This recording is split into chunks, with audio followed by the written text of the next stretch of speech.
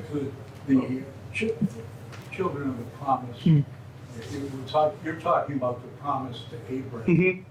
And that is your view on that, not necessarily from chapter 9, but has that been fulfilled? Does that have Good question. anything to do Yeah, great question. with Israel today? Yeah, great question. Getting into controversial territory. So good question. Romans 4 seems to indicate that the promise given to Abraham is actually coterminous with salvation, because salvation is just to be a beneficiary. To be saved means I actually have a right and title to that inheritance given to Abraham. And then St. Paul says, shockingly in Romans 9, and the Gentiles are included.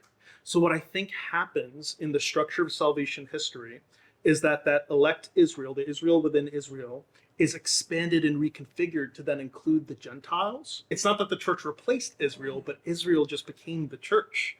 We are Israel. And consequently, I don't think that the modern nation state of Israel fulfills any sort of biblical promises. I think those promises belong to the church, but not because the church has replaced Israel, but because the church is Israel resurrected in the Messiah.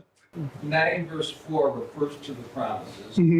I think you agree those were promises made to Father Abraham. Do you see anything in Genesis 12 where the promises are exactly spelled out that has to do with individual salvation? Yeah, I good see question. great nation, I see land, I see blessings, Yeah. but I don't see anything about individuals within the group being saved. Yeah, good question. So this is where I would argue, just as Christian, like I think as Protestants especially, we need to reconfigure what we mean by salvation. Like salvation is not just to like have a right to die and go to heaven.